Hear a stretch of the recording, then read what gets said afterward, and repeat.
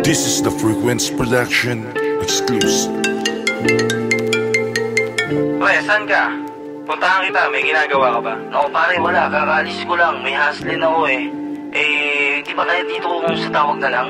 Oo pare, mabilis lang to. Hindi naman siguro ako makakabala sa'yo, no? Oo, sige pare ha. Bilisan mo, makikinig ako, ikaw pa. Kamusta mga kaibigan? Kamustang buhay-buhay? Daming naganap sa restaurant, nakakaumay. Kamusta yung mga mapagpanggap? Kala mo tunay, hindi pa rin nagbabago, antitibay. Pero di naman lahat negatibo naganap. Marami din diyang umangat, madalas kumaing masarap. At sa lahat naman ng yun ako'y nagagalak. Hindi pala nasayang mga binaon ko na ugat. Kayo na ang umani, pakibigyan lahat. Bahagian ng tapat, lalo na ang mga salak.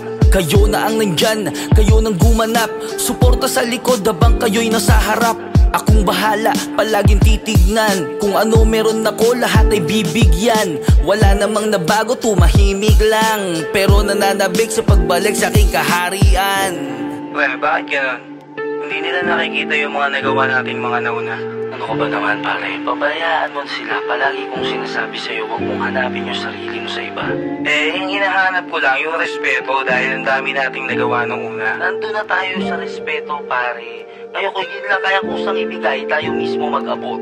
Matagal na nakulong sa loob ng silid, nakamatsyag, tahimik na nagmamasid sa kung anong galaw ng mga bago ngayon. Kung may mali, gabay ang solusyon. Huwag pa iralin ang bunganga yan. Sabi ng iba, huwag mong ikumpara ang kaya mo sa kaya nila.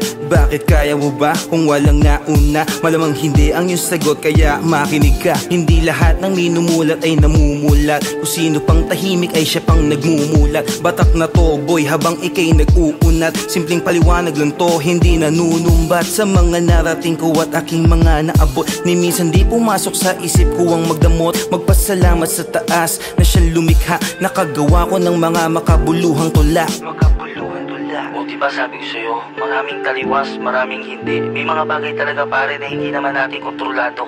Siya. Tapusin na natin itong usapan na to.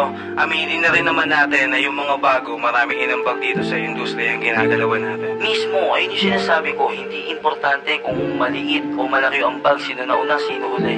Importante dito, lahat tayo magkasama-sama, lahat tayo magkaisa.